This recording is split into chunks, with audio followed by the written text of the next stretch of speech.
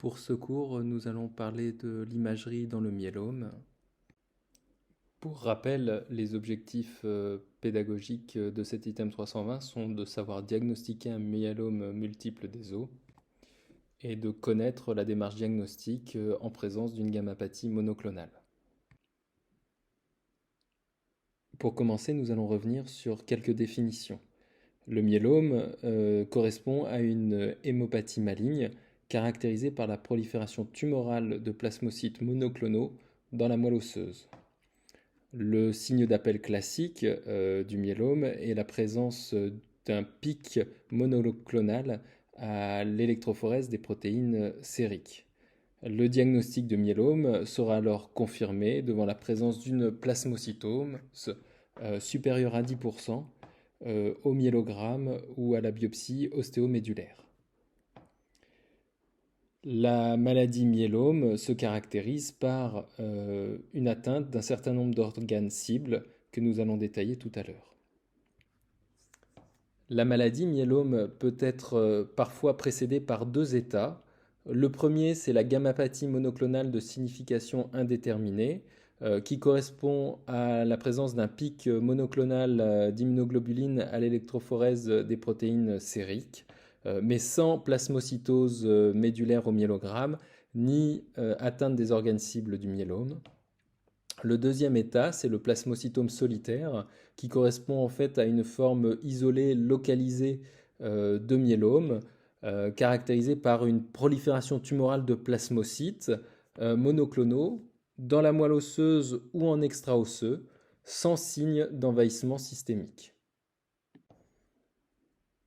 Enfin, une dernière notion qu'il convient d'établir, c'est celle du myélome asymptomatique ou myélome indolent.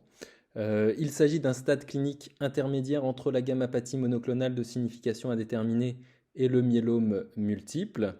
Et dans ce myélome indolent, il n'existe pas d'atteinte des organes cibles.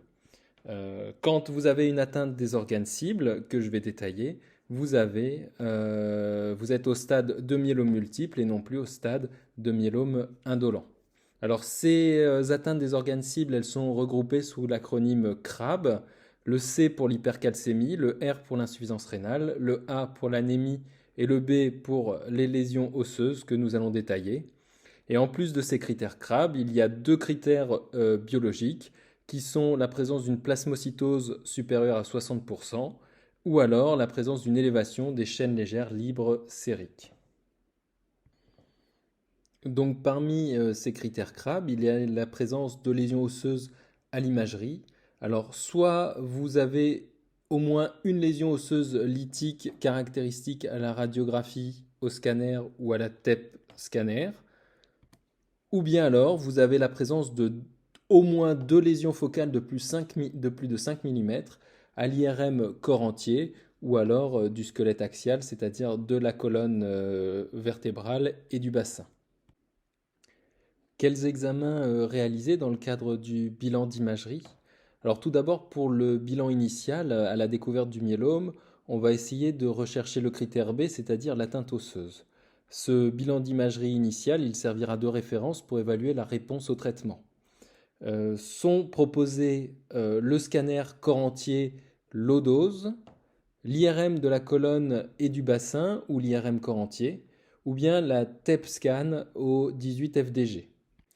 Depuis plusieurs années maintenant, il n'est plus recommandé de réaliser des radiographies du squelette entier dans le cadre du bilan initial du myélome, en raison d'une trop faible sensibilité de ces dernières, puisqu'on observait entre 30 et 70% de faux négatifs. Dans la même idée, la scintigraphie osseuse n'a pas sa place dans le myélome en raison de trop mauvaises performances.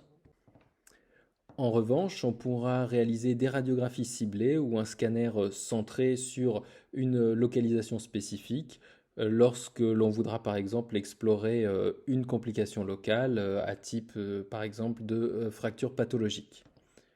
Quelques mots maintenant du myélome et de l'injection de produits de contraste iodés. Vous savez que le risque, c'est la survenue d'une néphropathie induite par les produits de contraste iodés.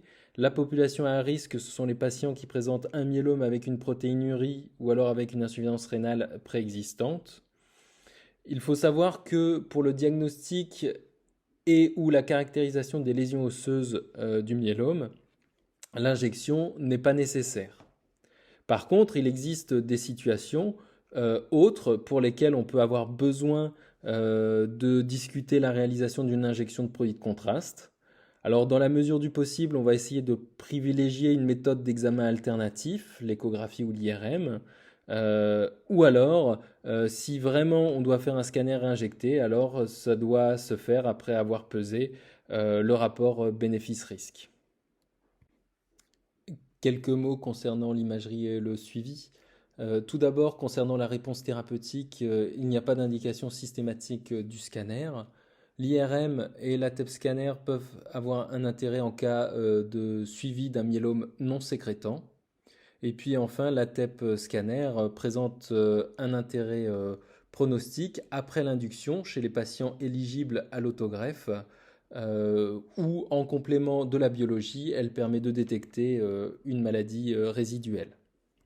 Et puis enfin, en cas de suspicion de récidive, l'examen recommandé est la TEP scanner au 18 FDG. Nous allons maintenant parler un petit peu de sémiologie à l'imagerie du myélome. Alors, à la radiographie, tout d'abord, les lésions de myélome apparaissent sous la forme de lacunes dites à l'emporte-pièce, c'est-à-dire des lésions ostéolytiques bien limitées, à bord net, sans condensation périphérique et généralement multiples et dont la taille peut être variable. Au scanner, la sémiologie est la même qu'en radiographie, avec la présence de multiples lésions ostéolytiques de taille variable, à l'origine de lises décorticales et des travées de l'os trabéculaire. En IRM, le myélome peut revêtir trois aspects différents. Le premier, c'est la forme micronodulaire ou poivre et sel, qui correspond à la présence de multiples petites lésions de moins de 5 mm en hyposignal T1, hypersignal T2, disséminées sur toute la moelle osseuse, et qui donne un aspect hétérogène diffus à la moelle osseuse en IRM.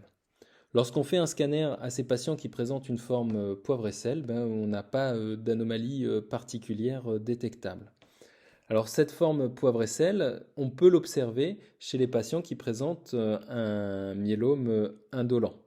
Il faut savoir également que les patients qui ont un myélome indolent peuvent également avoir une IRM normale. Le deuxième aspect qu'on peut observer en IRM, c'est la forme nodulaire qui correspond à un des critères de type B du myélome et qui est caractérisé par la présence de lésions de plus de 5 mm, généralement multiples, en hyposignal T1 et hypersignal T2. Ces lésions, en fait, elles correspondent aux multiples lacunes qu'on identifie sur les radiographies standards. Il faut savoir qu'en IRM, ces lésions, et notamment au niveau du rachis et du bassin, sont plus facilement détectables que sur les radiographies ou même sur le scanner. Le dernier aspect d'atteinte myélomateuse qu'on peut observer en IRM, c'est celui d'une infiltration diffuse, non nodulaire.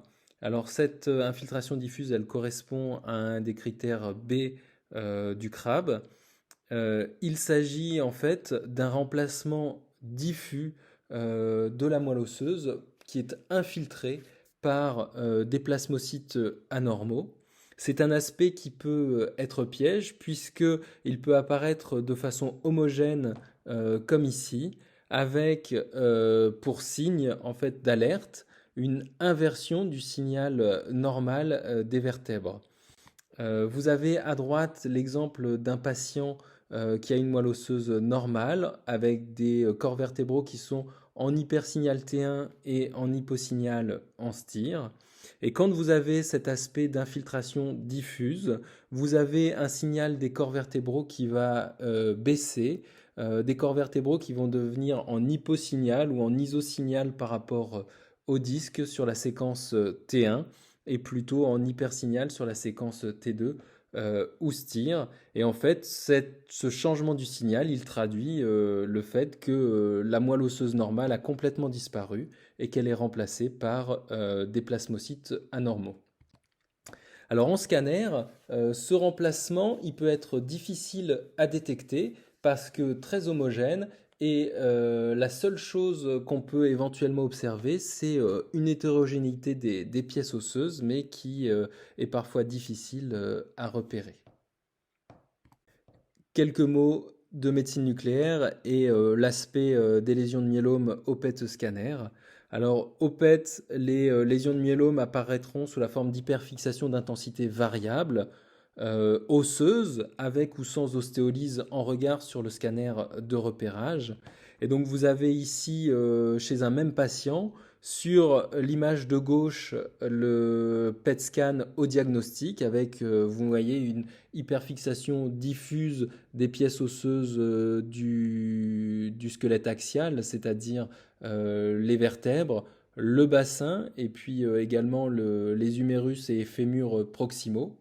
Et puis l'image de droite, c'est ce même patient après traitement et vous voyez que globalement la fixation des pièces osseuses a diminué. Il reste que quelques petits foyers hyperfixants, notamment en regard du grille costal qui correspondent à des lésions résiduelles localisées, mais globalement l'atteinte axiale est moins marquée. Le PET scanner présente aussi l'intérêt de pouvoir détecter les lésions extra-osseuses de myélome. Et donc là, vous avez ici un patient qui présentait non seulement une infiltration avec une hyperfixation squelettique diffuse, mais également la présence de lésions extra-osseuses en regard des flèches jaunes de part et d'autre de la iliaque. L'imagerie permet également de faire le bilan des complications associées au myélome et principalement celui des fractures. Il y a deux types de fractures qu'on peut observer chez les patients myélomateux. Il y a d'abord les fractures qu'on dira ostéoporotiques liées à la déminéralisation diffuse induite par la maladie. Et puis les autres fractures, ce sont les fractures dites pathologiques qui sont secondaires à la présence de lésions myélomateuses focales, comme on peut voir ici. Et l'IRM présente un intérêt pour le bilan de ces fractures vertébrales, puisqu'elle permet d'une part de caractériser la fracture et de confirmer son caractère pathologique, mais également d'explorer une éventuelle compression médulaire qui lui est associée. L'imagerie permettra également d'explorer les éventuelles complications infectieuses, principalement respiratoires et urinaires, mais qui peuvent également être osseuses. On pourra également faire le bilan des complications neurologiques, c'est-à-dire les neuropathies périphériques associées à l'amylose ou au PUM syndrome, ou bien dans certains cas l'infiltration neuroméningée myélomateuse. Quelques mots pour finir concernant les principaux diagnostics différentiels du myélome en imagerie. Bien, il s'agira des pathologies à l'origine d'une atteinte ostéolytique multifocale ou alors d'une infiltration diffuse des pièces osseuses squelettiques.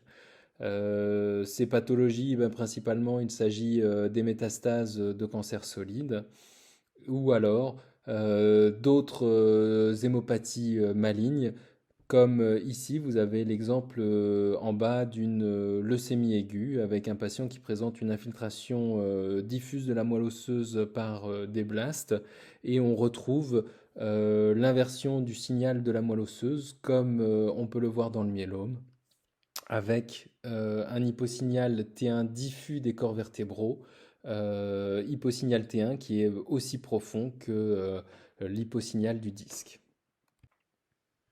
Pour conclure ce chapitre, je rappellerai deux messages clés. Tout d'abord, l'objectif du bilan d'imagerie initial, c'est de rechercher une atteinte osseuse du myélome, c'est-à-dire des signes de critères B du crabe.